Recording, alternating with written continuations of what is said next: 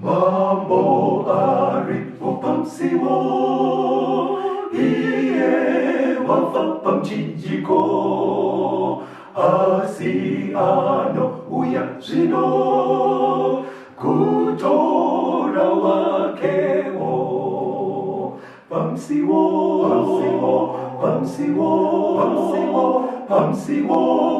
unepo pamsiwo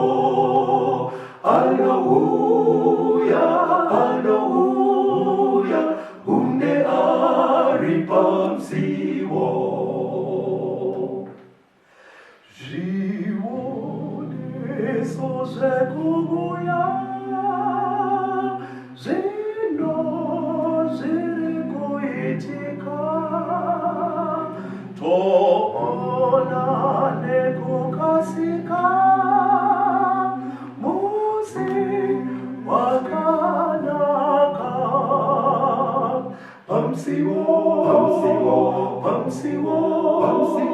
Pamsiwo, unepo pamsiwo.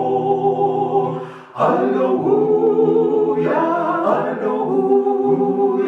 une ari pamsiwo.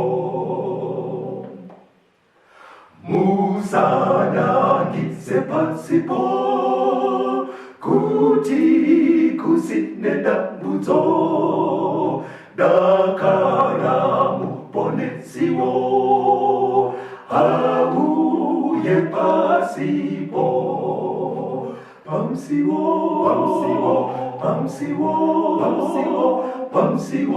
unepo pamsiwo. Hallelujah, une ari pamsiwo. Kwaziwai muri yeZimbabwe. Tinomuchingamidzai zvakare kuchirongwa The Second Coming of Christ, kudzoka kwaKristu kwechipiri, chamunopiwa naPastor Gift Rhodzi weku-North Zimbabwe Conference of the Seventh-day Adventist Church, pamwe chete naVaCaston Betera, vari Assistant Publishing Director ku-East Zimbabwe Conference of the Seventh-day Adventist Church. Mustudio nhasi tina Proclaim Rhodzi ari kubatsira kuturikira hurukuro yedu kuiisa into sign language, kuitira hama dzedu vari madeaf vane mahearing impairment kuti vagone kunzwa nemasaini anenge achitipa. Regai tinongoende kuna Betera kuti vakwanise vateereri. Tokuchingamidzai vateereri, tokuchingamidzai. Thank you so much for attending this program. God be with you. Tinotenda vaBetera vachatitungamirira nhasi muhurukuro yedu. Regai tibva tatanga tisingapambadzi nguva. Tinoda kutenda tichivimba kuti mamwe maprogramu ari kumashure muri kuafolowa muchiuyisa mubvunzo kwatiri. Nhasi tine nyaya yakakosha vateereri. Nyaya iyi inotibatsira takanangana netheme yedu, The Second Coming of Christ, kugadzirira kuuya kwechipiri kwaKristu. Pane zvinhu zvinoitika muupenyu zvinogona kutidzimaidza kana kutikanganisa papreparation inodiwa iyoyo. Muzvidzidzo zvekumashure takaona zvinoreva shoko raMwari kuti chimiro chevakafa vedu chakamira sei, uye kuti chii chichazoitika kune vakafa. Saka mimwe mibvunzo inogona kuva yakanyuka pazvidzidzo izvi inogona kunetsa kuti tiipindure kuno kustudio tisati tapa chidzidzo chanhasi chinonzi Angels and their work, zviringirozi nezvadzinogona kuita.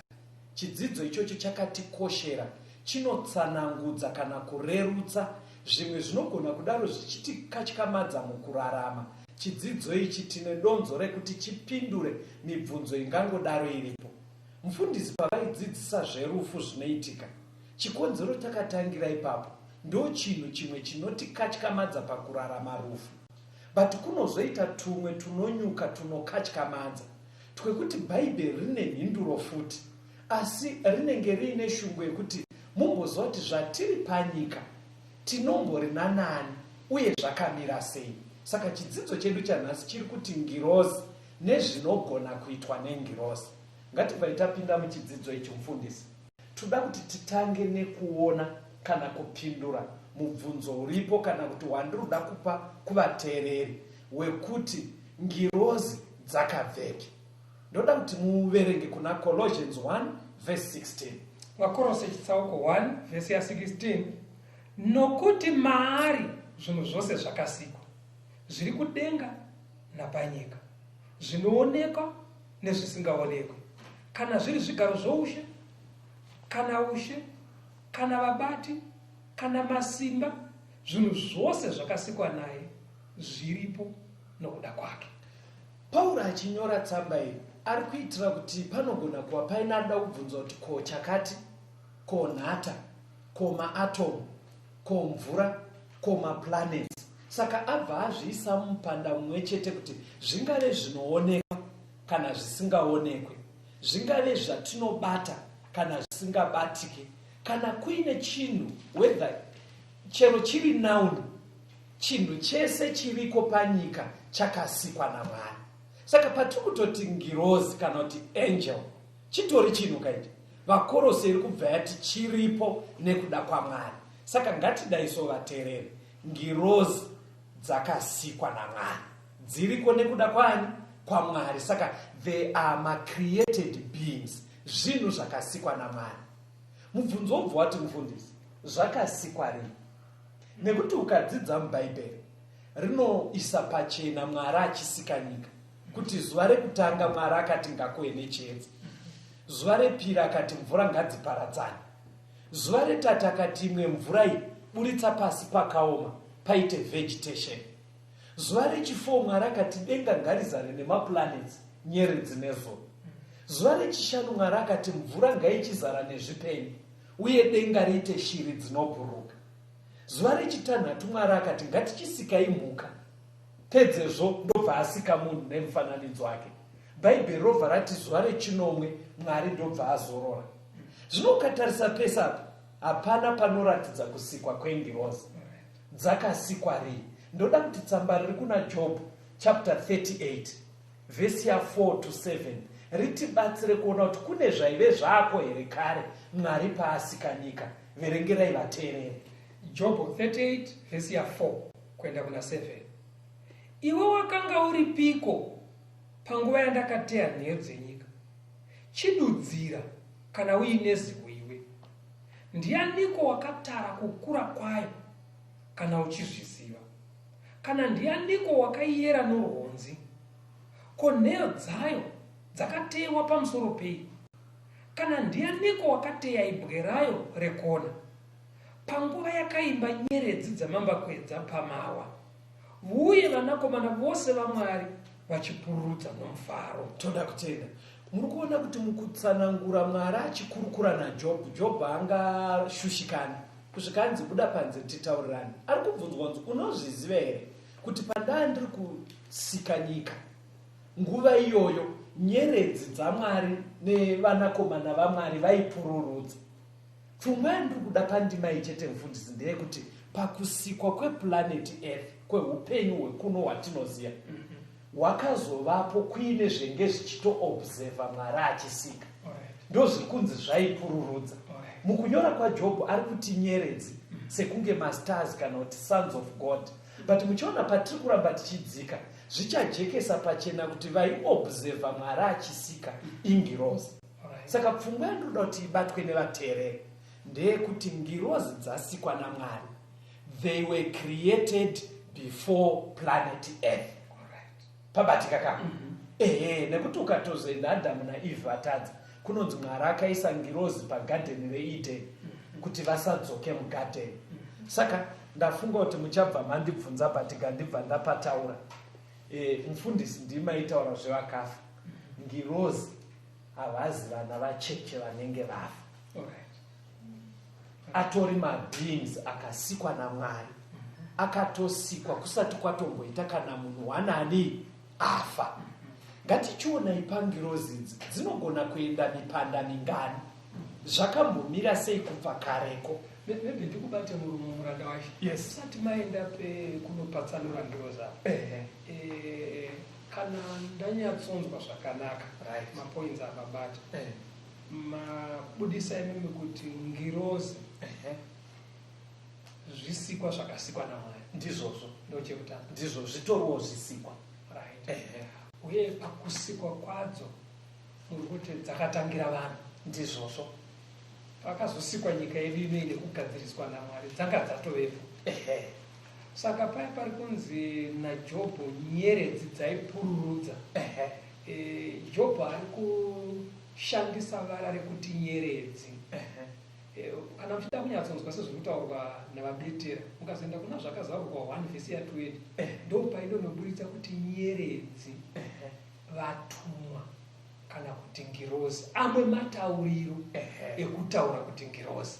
Saka takuda kuti chiendai nyumberi muchinotibudisira pachena kusiyana kwadzakaita. ndo zvandinoda kuti zvijeke. Vhurai kuna Isaiah 14 vhesi ya13 iverenge itinzwe. Isaiah 14 vhesi ndeya13. Iwe wakati mumwoyo mako, Right. ndichakwira kudenga, ndichakwiridza chigaro changu choushe kumusoro kwenyeredzi dzaMwari, ndichagara pamusoro pegomo reungano, pamigumo yamativi okumusoro. Pfungwa iri kubuda ipapapo achitsanangura kudaro, pane ngirozi ukatangira kumashure yainzi Lucifer. Alright. Ndo yakaita pfungwa dzekuti inini pandiri apa handisi kugutsikana, ndoda kuti kwirei zvishoma, ndipfuure dzimwe nyeredzi dzese. Ndotenda matsanangura kuti nyeredzi maangels. Saka yainzi Lucifer yakabva yati ndoda kukwirira kupfuura dzimwe, ndiende pamusoro-soro kupfuura dzose. Haina kungogumira ipapo ngirozi. Endai kuna Ezekiel 28. Ezekiel 28 vhesi 14 mozoverenga vhesi 17. Vhesi 14 yaEzekiel 28. Yes. Iwe wakanga uri kerubhi rakazodzwa, raifukidzira areka, ndikakugadza ukava pamusoro pegomo dzvene raMwari. Waifamba-famba pakati pamabwe omoto. 17. Mwoyo wako wakazvikudza nokuda kwokunaka kwako, wakavodza uchenjeri hwako nokuda kwokubwinya kwako. Ndakakuwisira pasi, ndakakuisa pamberi pamadzimambo kuti vakuone. Alright. Ivhesi 17. Right. Hanzi panapa ngirozi yainzi Lucifer yakaramba ichida kukwirira kuinzana naMwari, asi mugoona kuti kudi vateereri yaive yatosikwa iri chirungu. Ndinoziva vamwe mune mabhaibheri echirungu kwamuri kudzimba, chiri kuti an anointed cherub, kureva kuti yagara yaitova nerengi inenge iri nani. Lucifer haana kugutsikana, akati ndoda kuinzana nani naMwari. Mwari ndobva ati aiwaka, inini ndiri Mwari nekuti ndakasikwa. Munopabata mufundisi? Haangatendere kuti asheye zviri umwari nechisikwa. Lucifer uyo haana kana nhata yaiva asika, kana nhata zvayo, asi akuti ndoda kuinzana nani naMwari. Mwari ndobva ona kuti handigone kusiya zvakadaro. Ndopazonzi nebhaibheri akabva achiwisirwa pasi. Kakuwisirwa kaakaita kunyaya yacho inotsanangudzwa kuna Revelation zvakazarurwa 12. Vhurai ipapo vhesi ya7 vhesi ya9 nevhesi ya12. Vateereri kwamuri ikoko tinokurudzira iva nebhaibheri rako. Kuno kustudio ndo kwatiri kuverenga reshona, kunyange echirungu aripo, kuitira kuti zvirerukire vakawanda. Asi ita uchitarisa rako, tichaedza kuburitsa pfungwa dzinobuda kushona nekuchirungu, nekuti rese ishoko raMwari. Tiverengere mufundisi. Vhesi 7. Zvinokurwa kwakavapo kudenga, Mikaeri navatumwa vake vakarwa neshato. Shato ikarwa ina vatumwa vayo vakasakunda, nenzvimbo yavo haina kuzowanikwa kudenga. Zvino shato huru yakakandirwa pasi, iyo nyoka yekare inonzi Dhiabhorosi naSatani, munyengeri wenyika yose, yakakandirwa panyika, navatumwa vayo vakakandirwa pasi pamwe chete nayo. Tichimbomirai makadaro. Mwari aona Satani achida kuzvisimudzira, haana kusiya zvakadaro. Batai chinji. Satani paapanduka apa, akunzi Satani uko ari Lucifer, akafurira dzimwe ngirozi dziri kunzi masters, ndobva atoita dzakatoti kuti dzakauya kurutivi kwake. Saka Mwari pari kunzi hondo yakatanga, chirega kuisa mupfungwa dzako hondo dzatinoziva sekunge pari kuratidza kuti ende zvakaoma, kuda kungoburitsa kuti Mwari haana kuwirirana nazvo. ndokubva adzinga Satani nengirozi dzaanga afurira. Kubvira panguva iyoyo manje, iye wandiri kuti Satani anga ari Lucifer akabva atanga kuita mazita akawanda atinomuziva nawo nhasi. But pfungwa yakakosha iri yekuti ingirozi yakapanduka. Dzokorai vhesi 9 munzwe mazita aakupiwa ngirozi yakapanduka. Zvino shato huru, Kwanzi shato huru yakakandirwa pasi. Iyo nyoka yekare, the old serpent, inonzi Diabolos. that's Diabolos, Na Satan, ndiye Satan, munyengeri wenyika yose. the great deceiver of the whole world. Saka ari kunzi anga ari Lucifer kureva ngirozi yakanaka inobwinya. Nengari yekupanduka ndiye Diabolos, ndiye Satan, ndiye shato, ndiye nyoka yekare, ndiye munyengeri wenyika yose. Hanzi akabva akandwa ari wanere, asi akakandwa nengirozi dzakunzi dzake, kwete kuti ndiye akadzisika ba, nengari yekuti adzinyengera. Saka dzakunzi vakabva vakandirwa vese vachidzingwa kudenga. Pavhesi ya12 mfundisi, ndaona muda uzotaura, munozotaura mapaverenga. Saka farai kudenga nemi munogarako, mune nhamo yeminyika negungwa, nekuti mweya wakaipa wakaburukira kwamuri akatsamwa kwazvo, nekuti anoziva kuti une nguva diki. Saka zvaitika zvinhu izvi ndopandinoda kuti vateerereka munyatsa kubata pfungwa dziravo. Mupfungwa yaMwari haasi kutarisira kuti tiri panyika tirarame tisingazive dambudziko rataanaro. Pfungwa yaverengwa apa kune tenge kudeedzera kwakabva kudenga, itori warning yekuti nhai vedu vevanhu vari panyika, munombozive here kuti maane nhamo nekuti kune zvaburukira kwamuri. Ari munoona muno munyika muno kukanzikanwa kuti kune hosha ida kusimuka, ingave bird flu kana korera.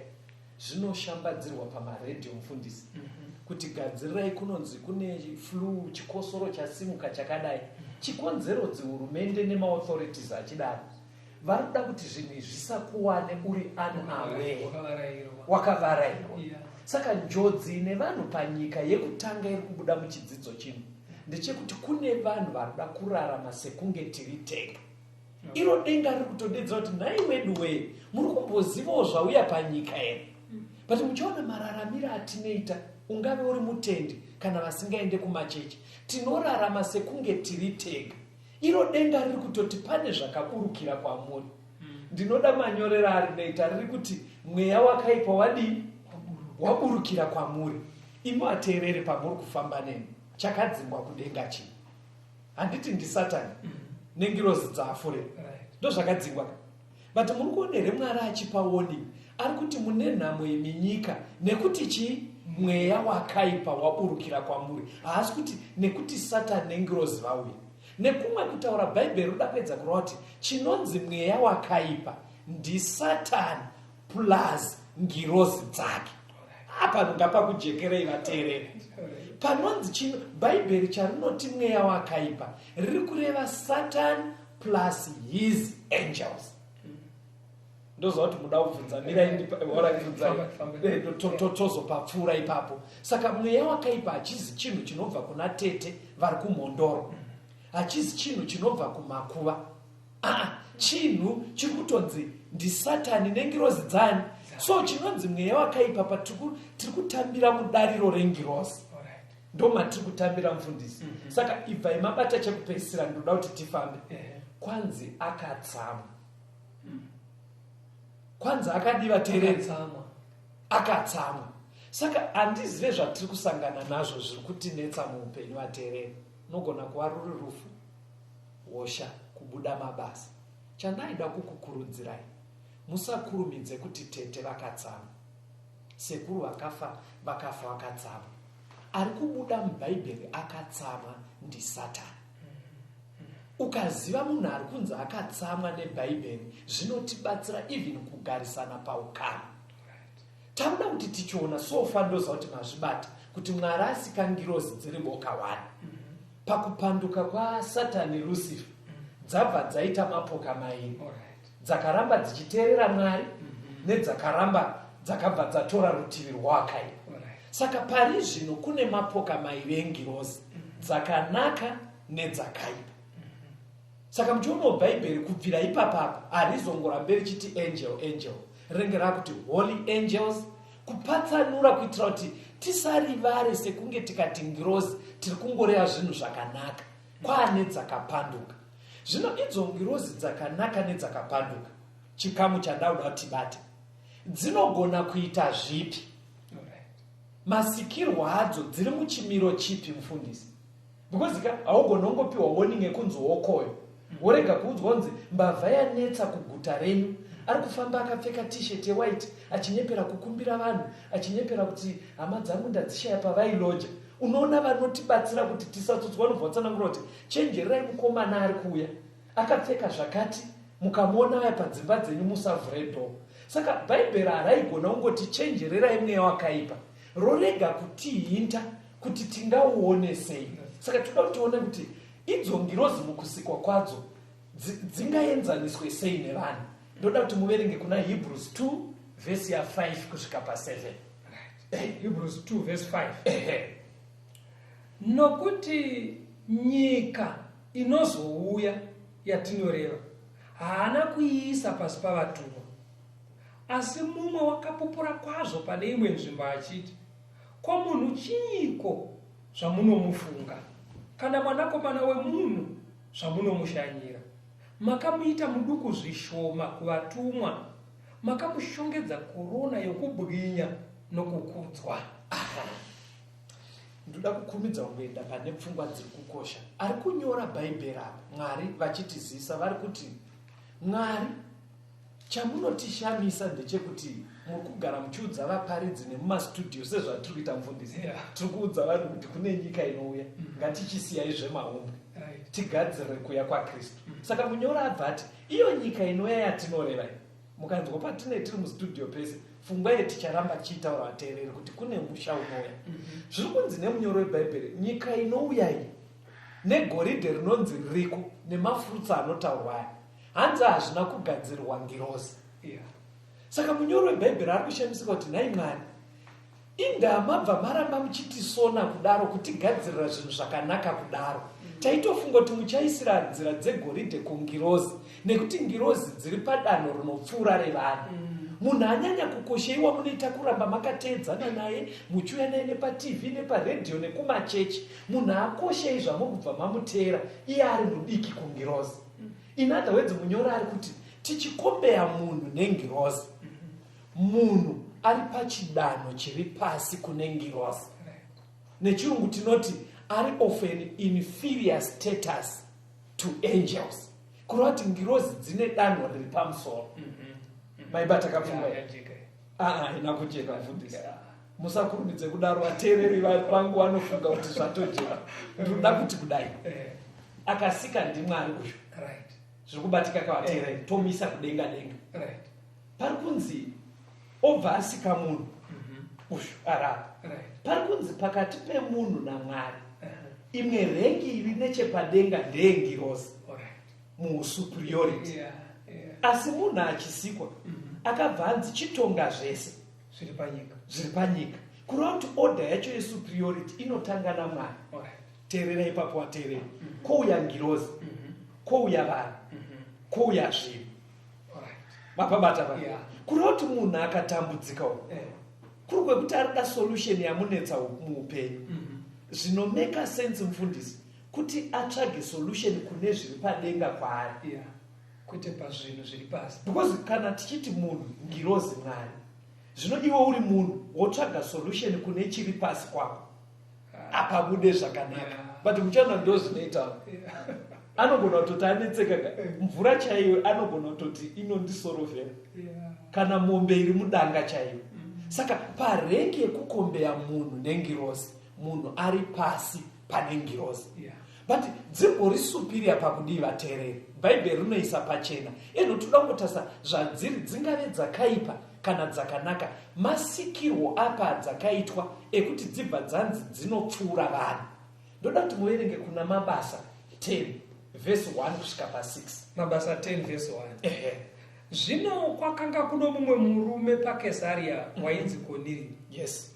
mukuru wezana wehondo yainzi yeItaria, munhu wainamata nowaitya Mwari, iye naveimba yake yose, waipa vanhu zvipo zvizhinji nokunyengetera kuna Mwari misi yose. Zvino nenguva inenge yepfumbamwe yezuva akaona kwazvo nezvaakaratidzwa, mutumwa waMwari achipinda kwaari achiti kwaari, Kornelio. Iye akamutarisisa akatya akati, chinyiko Ishe? Akati kwaari, minyengetero yako nezvipo zvako zvakwira pamberi paMwari, zvarangarirwa. Zvinotuma varume Jopa kundodana Simoni unotumidzwa Petro, unogara nomumwe unonzi Simoni musuki wavaterwe, imba yake iri pagungwa. Toda kutenda paive nemusoja ari army commander, hanzi ainamata kuna Mwari, achiita zvose nekupa maofferings. Achiita izvozvo, hanzi denga rakaona kuti pane paari kuita musiya paduku, pane pari kungosarira mbichana. Denga ndobva raronga zano rikati, murume uyu tomubatsira sei? Ndobva kwatumwa ngirozi ikanoti, kukudza chokwadi Cornelius, kushumira kwese kwauri kuita nezvipo zvauri kupa vanhu ende uri kutishamisa. Masoja mashoma anoita zvaunoita izvi. Igood example yemusoja anotya Mwari. Zvikanzi saka pane paduku pasarira patinoda kuti pakangoita ipapo zvobva zvanaka. Zvochiita iwewe, tuma vanhu kuguta reJopa, unodedza mumwe murume anonzi Simon. Kuri kwekuti zvada kunetsa, senemu yemurume anonzi Peter, ari kugara pane imwe imba yemumwe muchinda anonzi Simon. Muridzi wemba ibasa rake chairo ndivaya vanosuka matewe etena. Imba yachona ukada kurasika iri pakatarisana negungwa. Muri kunzwa here zvaakaudzwa izvi? Maybe ipapo ngandingotaura chinhu chimufundisi. Muzano raMwari vateereri, musafunga kuti masaisai ari kupambadzwa. Ritori zano raMwari kuti munhu abatsirewo munhu panyaya dzekunamata. Saka muri kuona tiri mustudio, ndozvaitoita Mwari kuti ndaudedza Simon akubatsire. Mwari haazoite zvaanoda kuti zviitwe nevanhu. Mukadai nekutotenda vanhu vaMwari, tiri kutobatsirana nemi vateereri. Inzwai nyaya iyi. Kureva kuti musati maenda pamberi munhu waMwari. Yes. Mwari ari kuona kuti Cornelius ane shungu dzekunamata. Ndizvozvo. But ari kuita musiya paduku. Pane panofanira kugadzirisiwa. Panoda kungopolishwa zvose. Haachape assignment kungirozi kuti enda unotsanangurira Cornelius kuti gadzirisa apa nepapa nepapa nepapa. Mwari haadaro. Anotuma ngirozi kunoudza Cornelius kuti enda kuna mufundisi Peter. Ndizvozvo. Vakuudze zvekuita. Ndizvozvo chaizvo. Ipapo unoziva wandijekesera imupwede yaigara yakawandika kuti anokutumira kumunhu. Hakutumire kungirozi. Kuti munhu akutsanangurire zvinodiwa naMwari. Saka zvakakosha. And even Mwari paanotuma kudaro, haasi kuti kunyangwe nemuatera, haasi kuti vanhu vahete. Uye atonzi aitya Mwari. But paine paduku pari kunonzi apa pakanyatsoita zvakanaka apa, zvinoita zvakanaka kumutenda. But pandoda kuti mubati toda kuona kuti ngirozi dzinosiyana sei nevanhu. Imboonai zvinhu zvaizikanwa nengirozi. Number 1, yaiziva zita raCornelius. Number 2, yaiziva kanamatiro kake nemaofferings ake. Number 3, yaiziva kuti kuJopa kune murume anonzi Simon. Number 4, yaiziva kuti anonzi Simon uyu senemu yake inonzi Peter. Number 5, yaiziva kuti Peter uyu ari kuroja pamba palandlord vanonzi Simon. Number 6, landlord havaitozikanwa kunzi basa ravo vanosuka mateo. Number 7, kuri kwekuti varasika akabva apiwa adresi zvikanzi imba yacho ukanoti dzikei ndo iya yakatarisa kugungwa. Muri kuona kakuziva kakadaro? Imi musina kumbobvira makasangana muupenyu. Saka kakuziva kemhando iyi kari mulevel yengirozi. Imi munotiwo kudini niwateereri makanditarisa kudai, kungoti fonei zvino dzaakunyora mazita.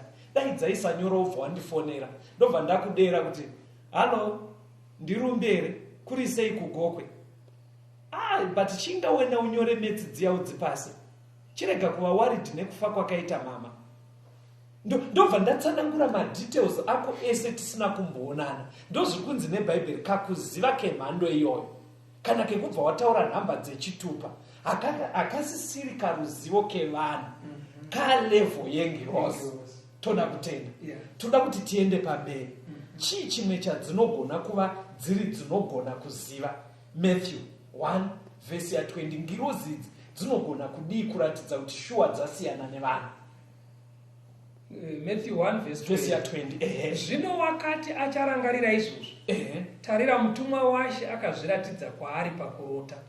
Akati, Josefa mwanakomana waDhavhidhi, usatya kutora Maria mukadzi wako, nokuti chakagamuchidzwa mukati make ndicho Mweya Mutsvene. Nyaya iyi unoiziva iyi kuti Mary akakaruka ane pamiri asi atopfimbwa kare naJosefa.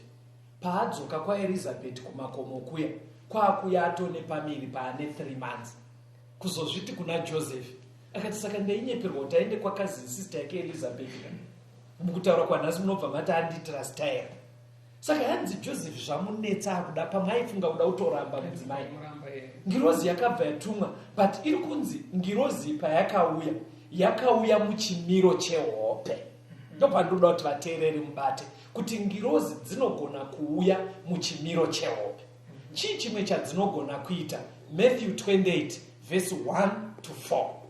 Asi tisati taenda kuna Matthew 28 muranda washe. Yes. Payakauya kuhope, pane chimwe chinhu chiri kundibudira panyaya. Yes. Yakasvikotaura naJoseph. Ikataura nyaya itori current. Iri kutoitika. Right. Zvirava kuti kana ngirozi yauya kuhope, inogona kusvikotaura kuhope kwacho, kwete nyaya dzengano ayo, asi nyaya chaiyo iri kutokunetsa, yatokushungurudza, yatokushayisa hope. Ndozvayakaita pana Joseph. Ndizvozvo chaizvo mufundisi. Chandoda kuti mupese muchitaura ndechekuti apa tiri kungoti ngirozi ibva imajekesera vateereri kuti zvinhu zvinogona kuitwa kunyange dziya dzakapanduka kana dzamwari. Ndosaka tatidzidze nyaya ndopainonotityisei, but dzinototaura zviri current. Ndizvozvo chaizvo. Saka ikakakuziva kakadaraka ndokari kunzi nebhaibheri papa warning kuna zvakazarwa kunzi chenjererai nyika nekuti kune vauyako vanogona zvinhu izvi. Kureva kuti haisi nyaya yekuseka nayo pakaita munhu anogona zvinhu zvakadai kana kuti whatever. Soko rakanaka kunesu wafambi, apo tinoenda pasipo, asi muponesi achazouyazve kutora umambo wakewo. Arikuuya nekukasika, Jesuzve arikudzoka newafambi wake, wachazotorwa apo Jesu auya. Makuwa ekare apo wanorara, wafambi wakafa na Kristu, achazarurwazve vanhu vanomuka, wachapona pamwe na Jesu. Arikuuya nekukasika, Jesuzve arikudzoka newafambi wake, wachazotorwa apo Jesu auya. Tichasangana kumusha wekudenga, tichaimba ngekuponeswa, vaponesiwo vachabva pasi rese, vanamate mambo wedenga. Arikuuya nekukasika, Jesuzve arikudzoka newafambi wake, wachazotorwa apo Jesu auya. Matthew 28 verse 1 to 4. Verse 1. Nokupera kwesabata, koedza nomusi wokutanga wevhiki, Maria Magadharena nomumwe Maria vakauya kuzoona bwiro. zvino kukavapo kudengenyeka kukuru kwenyika, nokuti mutumwa waShe wakaburuka kudenga akauya akakungurusa ibwe ndokugara pamusoro paro. Kuoneka kwake kwakanga kwakaita semheni, nezvokufuka zvake zvaiva zvichena sechando. Zvino varindi vakadedera vachimutya, vakaita sevakafa. Pari kutsanangudzwa kumuka kwaJesu kuti hanzi vakadzi vaya vakazoenda vakangozorora musi weSabata, musi waamuka wokutanga kwevhiki vakabva wamukira kubwira. Handiti kana hanzi vachisvikako kwakaita earthquake. Reason Bible rabva rati kwakavapo kudengeneka kwenyika nekuti reason yabva yanzi nekuti mutumwa waMwari aivadi kureva kuti ngirozi 1 ikada hayo mukusikwa kwayo inogona kukonzera earthquake mufundisi. Kwete kugumira ipapo, ngatingoti natural disaster. Ine simba rekuzviita. Zvikanzi ndobva yasikokungurutsa zidombo raida varume wakawanda iri 1 yakasunda kuratidza kuti they are very powerful. But hanzi mukuonekwa kwayo yaita unge a lightning. Kwete kuti yakapenya se lightning. Batayatere hanzi vaiona masoja aya nevaiuyapo vaiona kureva kuti imheni iri continuous kuti kana zvakatora 1 minute yaive mheni continuous. Zvoreve izvi zvoreva kuti ngirozi ikada zvehope tazvinzwa kuti inogona kuuya muhope, ikada inogona kukonzera a disaster renatural. Ikada mukusikwa kwayo inogona kukonzera mheni. Imi mototokumana mheni ingabverwa kune zuva rakachena kudai kusina makore. Ngirozi dzine masikirwa adzakaite kuti dzinogona kudaro, ende dziri very powerful zvekuti zvinoda pamwe varume 50 iri 1 hapana kana nebasa rese. Inoita zviri nyore. Ndoda kuti tifambe tichiona kuti chii chimwe chadzinogona kuita. Ngirozi dzinogona kutora chimiro chemunhu mufundisi. Pane nyaya inosikanwa nevatendi tikasataura zvaAbhurahamu tinotoshamiswa, vanhu vanotoshamiswa kuti bhaibheri iri muri kuiriita sei. Because kwese tinogona kuimba tiyeresa Abhurahamu munoyera, kwese tinotaura zvekutenda kwaAbhurahamu. Hanzi Abhurahamu wemusi ari patende rake, vanhu vachiri vashoma, akaona vanhu vachipfuura nekuzasi kweminda, ndobva avamhanyira zvikanzi wedu wetsaukai muri kupisa mudye. Hanzi vakada kumboramba zvikanzi please tsaukai mudye, kusvika vazobvuma manya vapiwa chikafu.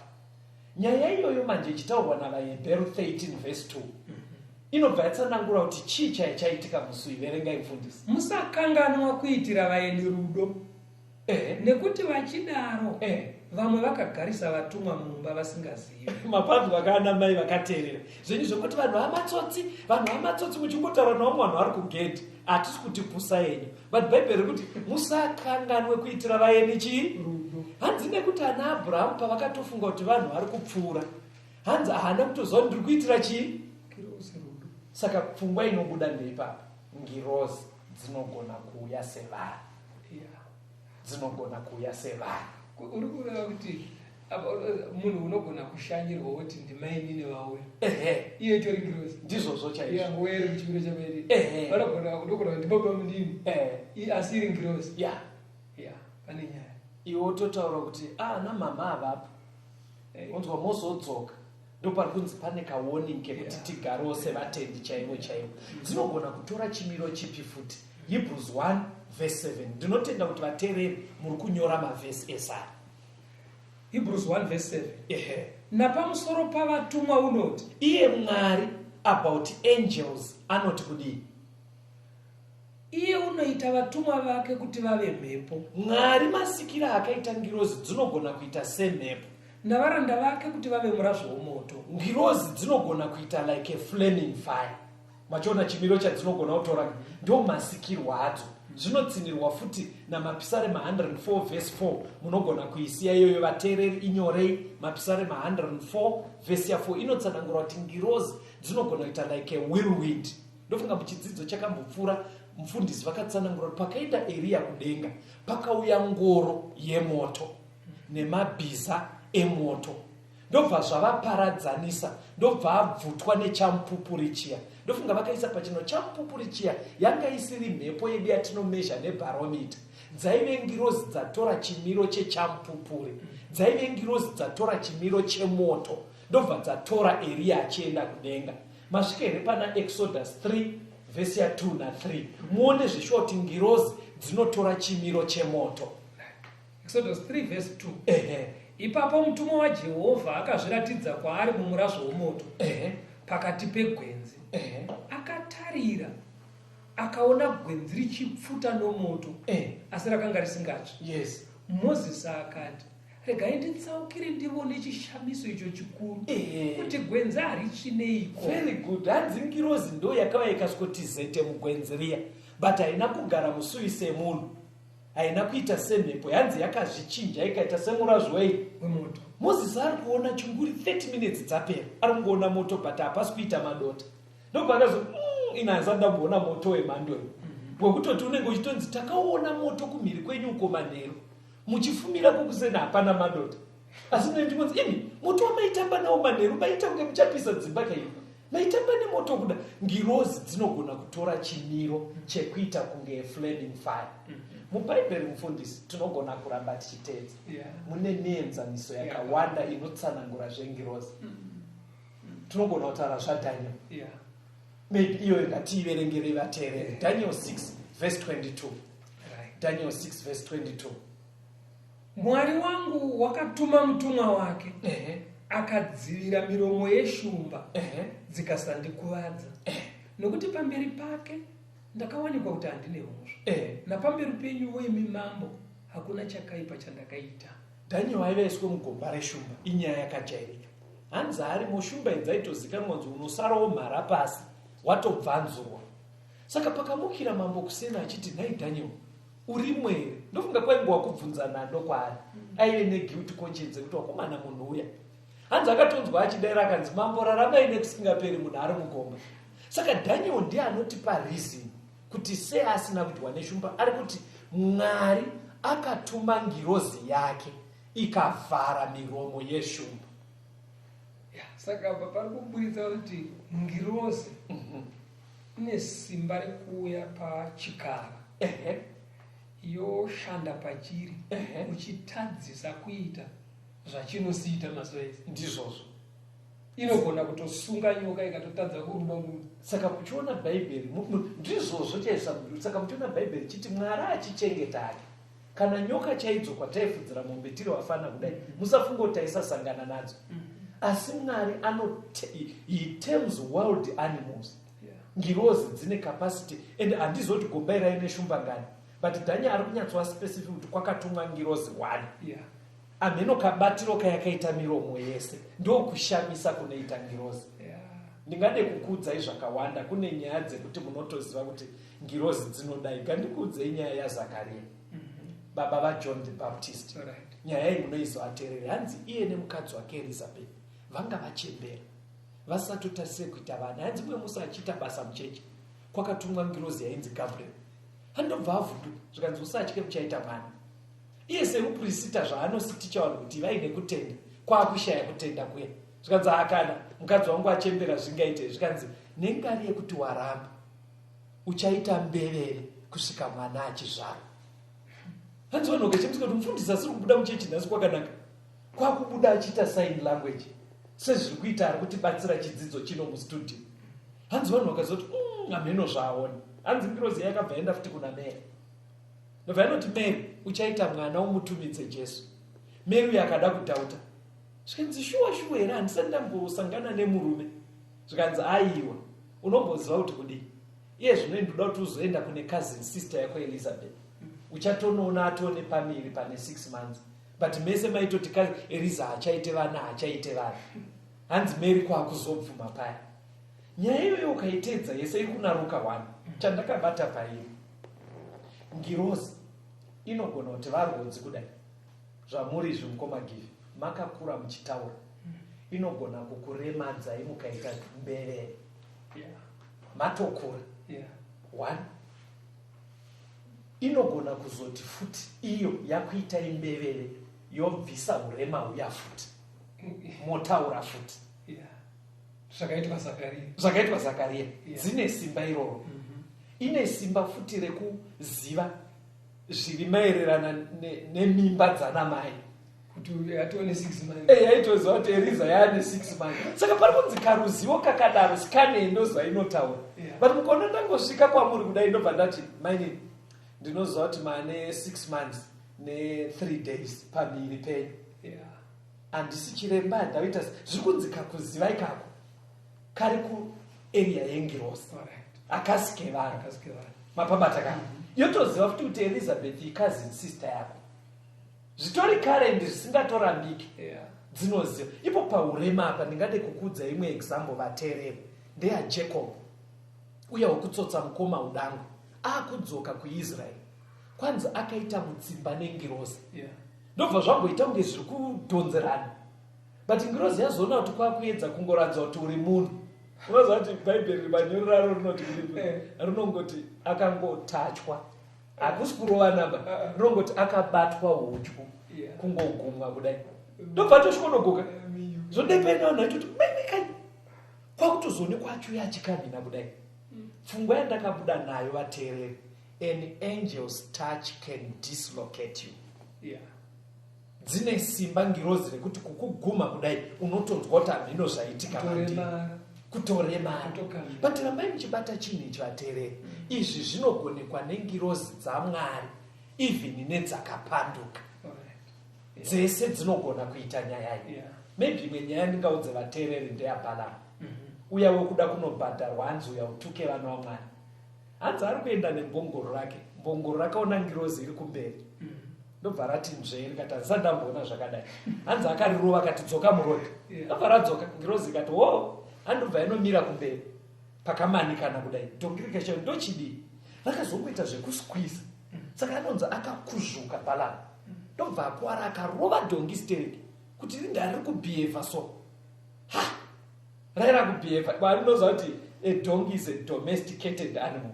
Dziya dziyashumba mawild, iyi domesticated but yaibhihevha wild nekuona ngirozi. Handobva izosvika pekuti hakuna kwekuenda nako, yakabva yarara pasi. Handobva atsamwa Balamu achiro, hanzi dhongi rakavhurwa muromo nengirozi. Ndobva rati nai shefu, patinosiita basa paya ndinombobhihevha kudai. Hanzi Balamu akati shut up, watidadira 3 times dai ndine munondo ndakupedza mai manje. Kana kuvhunduka Ana kuvhunduka kuti dhongi riri kutaura. Hanzi akabva avhurwa maziso kwakuona ngirozi yakabata munondo. Sekunge iri kuti inini munondo ndinawo ndokupedza here. Pfungwa dzandakabata pamufundisi, vateereri batai pfungwa idzi. Ngirozi ichigona kupingudza in wild animal, inogona futi kuti a domesticated animal ibhihevhe sekunge yekusango. Itori mombe yamunosirimisa yoita unge isati yambobobwa sezvaita dhongi. Number 2, ngirozi dzine capacity yekuonekwa, ngandisevara nechirungu ateereri, yekuonekwa selectively, kuti dhongi richiona Balamu haasi kuona. Sekuti takagara panapo ngirozi yomirapo ichida kuonekwa newe kastori yoonekwa newe indisiri kuiona. Ndizvozvo chaizvo. Iwo toti pana amirapo asi handisi kumuona. Vanhu votonditarisa kuti dzirimo here. Kana kutonzwa mwana achiti ichokani mama, ichokani mama, ichokani, achifunga kuti iwe chikwa iwe. Dzine capacity. Chikonzero ndoda kuti zvijeke kuvateereri. Tine zvinhu zvatinosangana nazvo mukurarama zvekuti tinosheya kuti tozviisa pati. Saka zvakakosha kuti tizoti vateereri panyika hatisi toga, tine zvakadzingwa kudenga zvine masimba. Maona kwatiri kuenda dzinogona kuita simba rakadaro. Pandinoda kuti tiende vhurai kuna Deuteronomy 34 vhesi ya 4 to 6 tione zvimwe zvinogona kuitwa nengirozi. Deuteronomy 34 vhesi 4. Zvino Jehovha akati kwaari, ndiyo nyika yandakapikira Abhurahama naIsaka naJakobho, ndichiti ndichaipa vana vako, ndikakuonesa iyo nameso ako, asi haungapindimo. Ipapo Mozisi muranda waJehovha akafirapo panyika yaMoabhu sezvakataurwa naJehovha, akamuviga pamupata panyika yaMoabhu pakatarisana neBheti Peori, asi hapana munhu unoziva rinda rake kusvikira nhasi. Mozisi kufa kwake kuri kutsanangurwa. Hanzi akufa akamuviga, funeral yakatendwa nemunhu 1, ngandingoti yakatendwa ne1 ndikati munhu Mwari haazi munhu. Mwari ndiye akaona rufu rwese agovika Mozisi. Bhaibheri rabva rati hakuna anoziva guva raMozisi. Pakanyorwa ndima iyi pakabva patonzi kusvikira nhasi. Ndofunga roda kutorera even up to today. Kuti tisatorerwe mari tichinzi handei munoona pane guva raMozisi. Totofunga kuti tiri mari. Hanzi hakuna. But vanhu vasingazive, ngirozi dzinoziva. Endai kuna Jude 9. Munzwe zvainotsanangura inoti kudii? Mwati yaJudhasi verse 9. Asi Mikaeri mutumwa mukuru, nguva yaakarwa nadhiabhorosi, akaita nharo naye pamusoro pomuviri waMozisi. Wakatya kumupa mhosva namashoko okutuka, asi wakati Ishe ngaakurayire. Right. Hanzi Mozisi akumutswa, uye akatombofawo. Hanzi paguva pake Jesu auya ndiye Mikaeri, uye wakumborwa naSatani. Akuda kuskomutsa Mozisi. Hanzi akatosvika paine imwe shasha yakagarapo. Mubvunzo wobva kuti razikanwa sei guva iro Bhaibheri rati hakuna munhu anoziva. Vanhu isusu venyama Ndisu tisingazivi. asi ngirozi dzichidi dzinokwanisa. Saka hanzi aitovapo Satani. Akati uyawo mumutsoyo akaponda vanhu kuIjipiti ndewangu. Hanzi musi iwoyo Mwari aiva angouya asingada hake zvenoisi. Anobva ngoti vakuru nhasi hatisi kuda zvakanyanya. Please Mwari ngaakurayire suduruka ipapo. Kwakutora Mozisi kwakuitwa resurrection. Pfungwa yandoda kuti ibatwe vateereri ndeyekuti zvisingazivikanwe nevanhu, ngirozi dzine capacity yekuzviziva. Zvisingazivikanwe nei? Nevanhu. Kutoti munhu anotokuti imi muri kuti sekuru wenyu vakachiona unongonzi pavakaenda vakangodzika nepadhunduru apa muna 1954. Otonzi shuwa vakangoenda negitara ravo kudai ndopatakapedzera kuwaona. Ototi muruda here kunoratidzwa pavakavigwa. Ndopari kunzi manje mukaona nyaya yadaro neBhaibheri manje. Zvisiri zvevanhu. Bhaibheri kuedza kutichenjedza kuti kwete kuti zvakaipa, hatisi kuti zvakaipa, but ringoti information yokukaita arida kuuya nayo. Hazvisisiri zvevanhu. Ende unogona kutenda otonzi cheraya. Otona patone chitupa chatoora chekutoradza ndiye wa 1954. Ndopari kunzi kakuziva ikako kekuti nyika yese haizive. But zozoita kunge zvazikanwa. Kwari kunzi knowledge yemhando iyoyo iri mulevel yengirozi. Saka pari kunzi hokoyo nyika, pari kunzi vateereri hatizivei kuti zvatinazvo panyika, these angels, being good or bad, they have capacity yezvese zvatataura izvi. Zvekuziva pakavigwa vanhu nemakuva avo paari, ngirozi dzinoziva. Maybe chimwe chamungade kuti muzive, ndingashare nemi mufundisi mukoma Gifi. Zvimwe zvandinogona kuita. Ndakanzwa muchitaura vhiki rapfuura riya nyaya Eria achienda kudenga.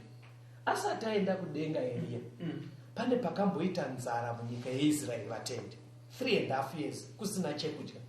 Bhaibheri rinoti aipiwa zvekudya nemakunguo. Mhuka dzaifa nenzara dzichiora. Imi munozviziva teereri kuti mukusikwa kwegunguo pane nyama nechinhu chiri kuora ndozvaro. But chinoshamisa panyaya iyi, makunguo aitenda nenyama kune Eria, kwete kuti adyiwe, atumwa naMwari. Zvekuti pavaitsvaga Eria vakaona kwakaungana makunguo, vaibva vangozati hameno chiri kuora ikoko, hatifaniri kusvikako. Izvi Mwari ari kuchengeta muranda wake. Chii chaiitika mukadzidza nyaya imi mufundisi? Haazi makunguo ari normal, nekuti eda atakadzidza kubiology anotoba nemazai nenyama yese anodya. Pangotsikwa imbwa nemota makunguo anodya. Aya chiri kuita kuti abhihevhe zvakasiyana, ingari kuti aiva asiri makunguo. Ingirozi dzakachinjwa dzikatora chimiro cheshinhu. Muri kuona kapasiti yandinadzo? Saka zvandokumbira mufundisi, munogona kutadza kunoita chidzidzo ichi kwese kwamunosangana nevanhu. Mukasangana nemunhu anoti tete vakarohwa nezvishiri kugadha, mudzoke pandima iyi. Because nyaya idzodzo ndo dziri kutinetsa kuZimbabwe. Totadza kuzoti chii chakaitika kugadheni kumibhanana, nekuti sinzi ndazvarwa ini hakuna shiri inorova munhu.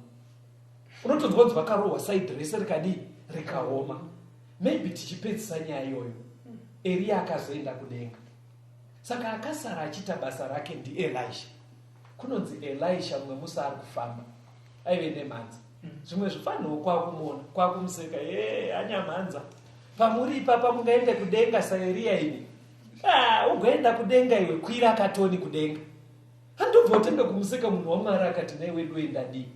Bhaibheri rinoti pakabuda mapere 2 akapedza vana unge 42 nemapere mangani mairi. Mugotarisa pamaTV hakuna mapere anodya vana. Rinotowanda kana munhu achipfuura. Aya akadya dzaive ngirozi dzatora chimiro ichocho. Chandinoda kuti mundibatsire, toda kuona magumo azvo. DzaMwari idzi dzakatikosherei uye dzewakaipa dzakatikosherei. Ndoda kuti muerenge Mateo 24 verse 31 tione kuti tataura zvekuitika mazuva ano. Beta tite fast forward tiende kumagumo kuti tinzwise kuti pasecond coming yatiri kutaura izvine zvakamira sei. Mateo 24:31. Yes. Uchatuma vatumwa vake nehwamanda huru.